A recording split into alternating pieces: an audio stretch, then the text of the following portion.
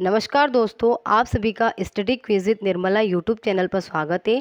आज हम सॉल्व करेंगे आरबीएससी की बुक्स से निर्मित लगभग 40 प्रश्न, जो कि राजस्थान की एग्ज़ाम के साथ साथ इंडिया लेवल के प्रत्येक एग्ज़ाम के लिए हेल्पफुल रहेगी। ये जो 40 प्रश्न हैं, ये अभी होने वाली रीट एग्ज़ाम के लिए ज़्यादा इम्पोर्टेंट है, इसलिए रीट विद्यार्थियों से रिक्वेस्ट है इस वीडियो को एंड तक ज़रूर देखें और कमेंट सेक्शन में ज़रूर बताएं कि आपको कितने के क्वेश्चन याद थे, इनका लेवल कैसा था। तो चलिए देखते हैं। पहला प्रश्न है, मनुष्य ने सर्वप्रथम किस धातु की खोज की थी? तांबा, जस्ता, सीसा या कोई नहीं? तो यहाँ पर करेक्ट आंसर हो जाएगा ए। तांबा ऐसी धातु है जिसकी मनुष्य ने सर्वप्रथम खोज की थी, तो यहाँ पर आंसर रहेगा ए। अगला प्रश्न है, लोथल व धोलावीरा वर्तमान में किस राज्य में है? लोथल व धोलावीरा वर्तमान में किस राज्य में है? राजस्थान, पंजाब, हरियाणा, गुजरात? तो यहाँ पर जो करेक्ट आंसर हो जाएगा वो हो जाएगा गुजरात। इसके एक शॉर्ट ट्रिक बताती हूँ। गुजरात के जो स्थल है उनके, वो हो जाएगा रंगसूधोलू, रंगसूधोलो, यानी धोलावीरा, लोथल, सुरकोटड़ा, और ये तो गुजरात हो जाएगा। तो यहाँ पर क्या हो जाएगा, 1 2 3 4 यानी कि 4 जो स्थल है वो बहुत ही इंपॉर्टेंट है गुजरात में। ओके, रंगसूधोलो ये एक ट्रिक है जिससे आप गुजरात में स्थित स्थल को याद कर सकते हैं। दोस्तों, वीडियो को लाइक ज़रूर करें और अपने दोस्तों में शेयर कीजिए और चैनल सब्सक्राइब कीजिए। अगला प्रश्न है, सही सुमेलित नहीं है। कौन सा सुमेलित नहीं है? रामायण वाल्मीकि, महाभारत वेद व्यास, पंचतंत्र विष्णु शर्मा, और लास्ट में है अमरकोश हर्षवर्धन। हर्षवर्धन ने ओनली 3 नाटक लिखे थे, नागानंद, प्रियदर्शिका, रत्नावली। ये 3 नाटक हर्षवर्धन के द्वारा लिखे गए थे। अमरकोश हर्षवर्धन की रचना नहीं है, यह है अमर सिंह की। तो यहाँ पर जो करेक्ट आंसर हो वो होगा डी। अगला प्रश्न है 4, किस ग्रंथ की रचना कालिदास ने नहीं की? अभिज्ञान शाकुंतलम, मेघदूत, कुमार संभव और ऋतु संहार। तो ए बी सी ये कालिदास की रचना है, जबकि नागानंद किसकी है? जस्ट मैंने अभी ऊपर बताया था, हर्षवर्धन की है। तो यहाँ पर करेक्ट आंसर हो जाएगा डी।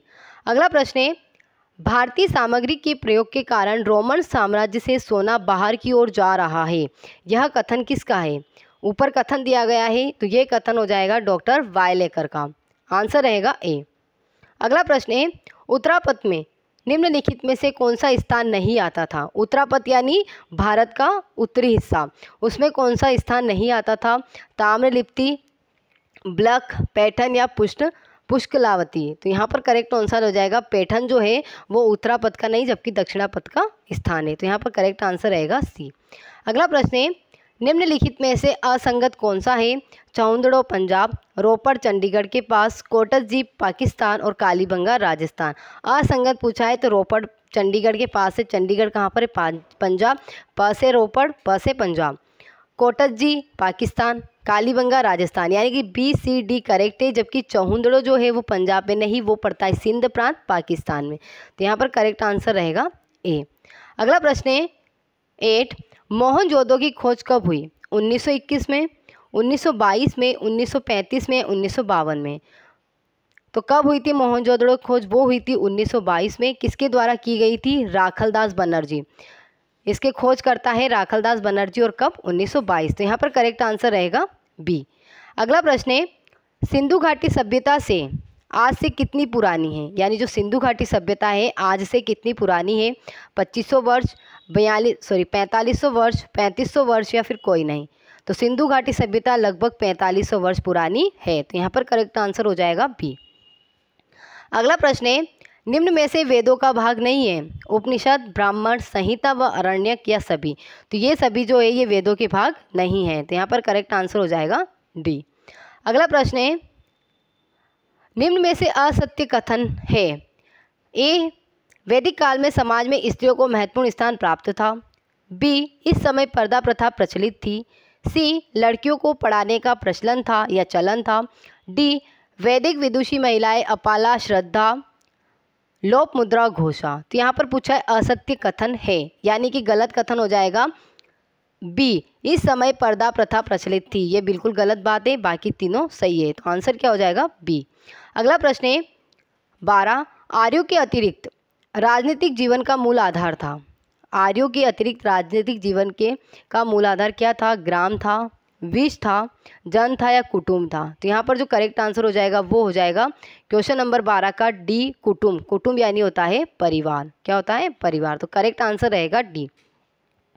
अगला प्रश्न है, गायत्री मंत्र उल्लेखित है ऋग्वेद में, यजुर्वेद में, सामवेद में या अथर्ववेद में? तो यहाँ पर करेक्ट आंसर होगा गायत्री मंत्र ऋग्वेद में उल्लेखित है। आंसर है ए। अगला प्रश्न है, 16 महाजनपदों का उल्लेख किस बौद्ध ग्रंथ में मिलता है? बौद्ध ग्रंथ पूछा है, अंगुत्तर निकाय, भगवती सूत्र, दोनों या कोई नहीं? तो बौद्ध ग्रंथ हो जाएगा अंगुत्तर निकाय। यहाँ पर करेक्ट आंसर है ए। अगर क्वेश्चन होता कि 16 महाजनपदों का उल्लेख मिला है या मिलता है तो यहाँ पर दोनों करेक्ट आंसर हो जाते, फिर आंसर हो जाता सी।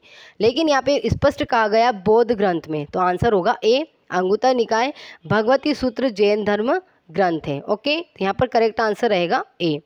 अगला प्रश्न है, निम्न में से किस वंश ने मगध पर शासन किया? हर्यक वंश, शिशुनाग वंश, नंद वंश या फिर सभी? तो यहाँ जो करेक्ट आंसर रहेगा वो सभी रहेगा। इन सभी ने मगध पर शासन किया है और मौर्य वंश भी आ जाता है इसमें। यानी कि मगध पर 4 वंशों ने शासन किया है, हर्यक, शिशुनाग, नंद और मौर्य। तो करेक्ट आंसर हो जाएगा डी।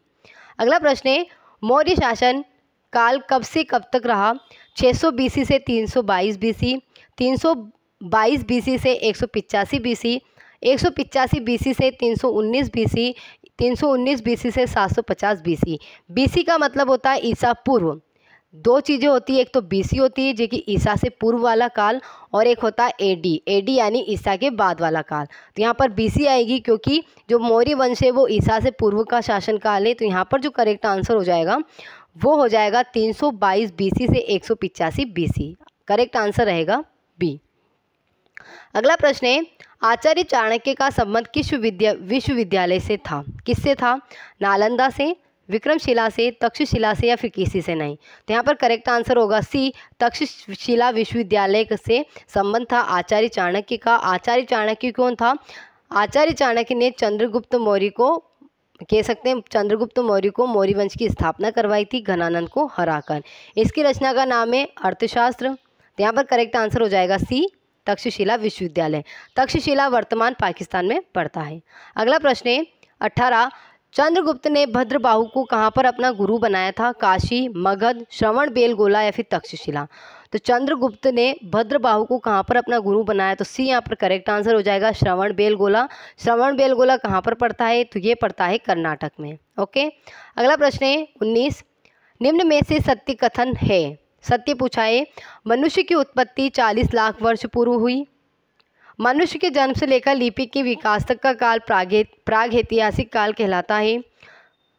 आज से 10,000 वर्ष पूर्व का काल ऐतिहासिक काल कहलाता है। उपर्युक्त सभी। तो यहाँ पर ऑप्शन जो रहेगा वो हो जाएगा डी, उपर्युक्त सभी। अगला प्रश्न है 20वां, कौन सा युग्म असंगत है? सरस्वती, द्वस्वती, व्यास, बिपाशा, चिनाब, अश्किनी और सिंधु गोमती। यहाँ पर एक तरफ नदियों के नाम दिए गए हैं और एक तरफ ऋग्वेद में उनके क्या नाम आए हैं वो दिए गए हैं। तो यहाँ पर जो करेक्ट आंसर होगा वो होगा सिंधु गोमती। ओके, सिंधु नदी का गोमती नाम नहीं था, तो यहाँ पर आंसर हो जाएगा डी।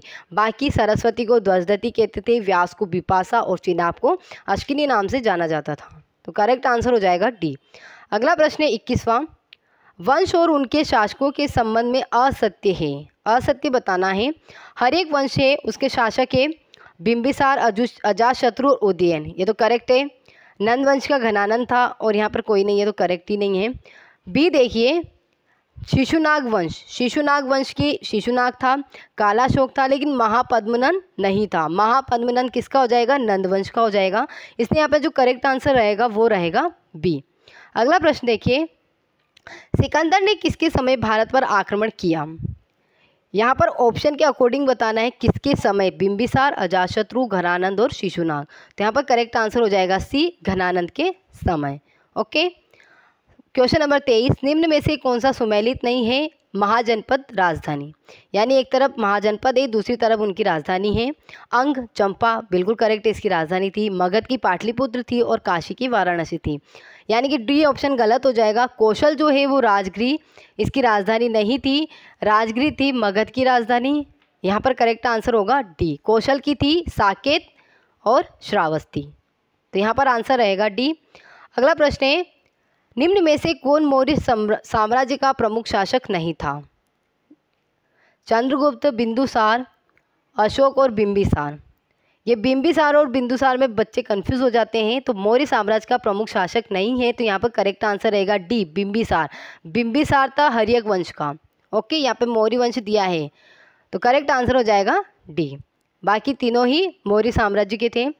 किस पुस्तक में मौर्य राज व्यवस्था और शासन प्रणाली का वर्णन मिलता है? इंडिका में, अर्थशास्त्र में, देवमूति प्रकरण में या फिर प्रयाग प्रशस्ति में? तो यहाँ पर करेक्ट आंसर रहेगा बी, अर्थशास्त्र में मौर्य राज्य व्यवस्था का वर्णन मिलता है, क्योंकि अर्थशास्त्र जो बुक है उसका सब्जेक्ट ही राजनीति विज्ञान है। अगला प्रश्न है 26। किस परिसर में खड़ा लौह स्तंभ 1500 वर्ष पूर्व का होते हुए भी अब तक जंग मुक्त है? जंतर मंतर, आगरा का किला, कुतुब मीनार और सांची। तो करेक्ट आंसर रहेगा यहाँ पर सी, कुतुब मीनार। ओके, अगला प्रश्न है प्राचीन समय में क्रमशः खेतड़ी से और मेवाड़ से किस धातु का निर्यात किया जाता था? खेतड़ी से और मेवाड़ से पूछा है, तो खेतड़ी सभी को पता है, खेतड़ी से तांबा, और तो फिर मेवाड़ से क्या हो जाएगा? देखिए, खेतड़ी से तांबा था तो मेवाड़ से जस्ता। यहाँ पर बी आंसर करेक्ट रहेगा। खेतड़ी झुंझुनू का तांबा प्रसिद्ध है और राजस्थान कह सकते हैं इंडिया लेवल पर प्रसिद्ध है, तो यहाँ पर आंसर होगा बी। 28। भारतीय किसान एक अंग्रेज की तरह अच्छा है और कुछ मामलों में तो इससे भी श्रेष्ठ है, यह कथन किसका है? वायलेकर का, प्लिनी का, विल्सन का और कोई नहीं। भारतीय किसान एक अंग्रेज की तरह अच्छा है और कुछ मामलों में तो इससे भी श्रेष्ठ, यह कथन किसने कहा है? तो यहाँ पर करेक्ट आंसर हो जाएगा, ये कहने वाले थे। क्वेश्चन नंबर देखिए 28, तो ये कहा था वायलेकर ने, आंसर रहेगा ए। अगला प्रश्न है 29। सही सुमेलित नहीं है। मत्स्यकटिकम शूद्रक, हर्षचरित बाणभट्ट, शिल्पपादिकारम कालिदास और आयुर्वेद ग्रंथ चरक। तो यहाँ पर जो सी ऑप्शन है वो गलत हो जाएगा, ये कालिदास की रचना नहीं है, ये चोल शासक की रचना थी। तो सी यहाँ पर सही उत्तर होगा। अगला प्रश्न है 30वां। किस ग्रंथ की रचना हर्षवर्धन ने नहीं की? नागानंद, रत्नावली, प्रियदर्शिका, मणिमेखले। तो नागानंद ने 3 ही रचनाओं की रचना की है, सॉरी, हर्षवर्धन ने 3 ही रचनाओं की रचना की है, नागानंद, रत्नावली, प्रियदर्शिका। डी यानी कि ये इसकी रचना नहीं है, तो यही उत्तर हो जाएगा। अगला प्रश्न है सत्य कथन है। वैदिक काल में संयुक्त परिवार प्रणाली थी। पूर्व वैदिक काल में वर्ण व्यवस्था कर्म पर आधारित थी। वैदिक काल का समय 1500 BC से 600 BC था। उपर्युक्त सभी। सत्य कथन पूछा है, तो यहाँ पर ए जो है वो सही हो जाएगा, संयुक्त परिवार प्रणाली थी। ए यहाँ पर सही उत्तर है। कर्म पर आधारित नहीं थी, जन्म पर आधारित थी। फिर उत्तर वैदिक काल में कर्म पर आधारित हो जाती है। वैदिक काल का समय 1500 से 1000 था और 1000 से 600 उत्तर वैदिक काल था। तो यहाँ पर करेक्ट आंसर रहेगा ए। अगला प्रश्न है 32। आयु के लिए महत्वपूर्ण पशु कौन सा था? बकरी, गाय, भैंस या कोई नहीं? तो आंसर रहेगा यहाँ पर गाय उनका महत्वपूर्ण पशु था, बी सही उत्तर होगा। 33। सत्य कथन है। वैदिक काल में राजा को सलाह देने के लिए सभा एवं समिति संस्था होती थी। समिति जनता के सदस्यों का संगठन था। सभा केवल मुख्य पदाधिकारियों एवं विद्वानों की बैठक थी या उपर्युक्त सभी। ये 33 जो क्वेश्चन है इनमें से कौन सा सही होगा आपको कमेंट सेक्शन में बताना है। ये आपके लिए क्वेश्चन है, इस यानी क्वेश्चन 33 का आंसर आपको कमेंट सेक्शन में देना है। अगला प्रश्न है 34। महाजनपद काल में शासन की सबसे महत्वपूर्ण इकाई थी? परिषद थी, मंत्री परिषद थी, रक्षा विभाग थी या आयव्यय विभाग था? तो करेक्ट आंसर रहेगा बी मंत्री परिषद। 35। बुद्ध के समय 4 शक्तिशाली राजतंत्रों में शामिल नहीं था, कौन सा नहीं था? कौशल, वत्स, अवंती या फिर काशी? तो 35 का जो आंसर हो जाएगा वो हो जाएगा बी काशी। अगला प्रश्न है 36। चंद्रगुप्त मौर्य ने नंद वंश के शासक घनानंद को कब परास्त किया? 319 AD, 322 BC, 185 BC या 600 BC? तो यहाँ पर जो करेक्ट आंसर होगा 36 का वो हो जाएगा 322 BC, क्योंकि 322 ईसा पूर्व में ही चंद्रगुप्त मौर्य मौर्य वंश की स्थापना करता है। बी यहाँ पर करेक्ट आंसर होगा। 37। कालीबंगा का उत्खनन कब हुआ? कालीबंगा का उत्खनन कब हुआ? 1952, 1953, 1961 या 61 से 69? तो यहाँ पर करेक्ट जो आंसर रहेगा वो रहेगा डी, 1961 से लेकर 1970 तक कालीबंगा का उत्खनन होता है। अगर खोज पूछा जाता है तो 1952 होगा, जबकि यहाँ पर उत्खनन पूछा है, इससे आंसर रहेगा डी। अगला प्रश्न है 38। सीकर जिले में किस नदी के तट पर ताम्र पाषाणकालीन वस्तुएं भारी मात्रा में प्राप्त हुई? तो आंसर रहेगा यहाँ पर कांतली नदी, सी उत्तर सही होगा। 39 सिंधु सरस्वती सभ्यता की समकालीन विश्व सभ्यता थी। सिंधु सरस्वती सभ्यता के समकालीन पूछा है मिस्र की नीलघाटी सभ्यता, मेसोपोटामिया की दजला फरात सभ्यता और चीन की हवांगो नदी सभ्यता। तो ये सभी सिंधु घाटी सभ्यता की समकालीन थी। आंसर रहेगा डी। लास्ट प्रश्न है, लैपिस लेजुली अर्ध कीमती पत्थर पाया गया था कहाँ से? भारत से, पाक से, अफगानिस्तान से या पूर्व एशिया से? तो करेक्ट आंसर हो जाएगा सी, अफगानिस्तान से। ओके, एक क्वेश्चन नंबर देखना 5, जिसका आंसर शायद मैंने गलत बताया, उसको हम फिर से देखते हैं। क्वेश्चन नंबर 5 क्या था? हाँ, क्वेश्चन नंबर 5 देखिए, भारतीय सामग्री के प्रयोग के कारण रोमन साम्राज्य से सोना बाहर की ओर जा रहा है। यह कथन मैंने यहाँ पर आपको डॉक्टर वायलेकर बताया था, जबकि इसका आंसर होगा बी, प्लिनी। ओके, तो करेक्ट आंसर कर लीजिएगा बी। तो ये टोटल प्रश्न थे 40। इन्हें करिए, कमेंट सेक्शन में बताइए आपके कितने सही हो रहे हैं। अपने दोस्तों में शेयर कीजिए, चैनल को सब्सक्राइब कीजिए और वीडियो को लाइक ज़रूर कीजिए। धन्यवाद।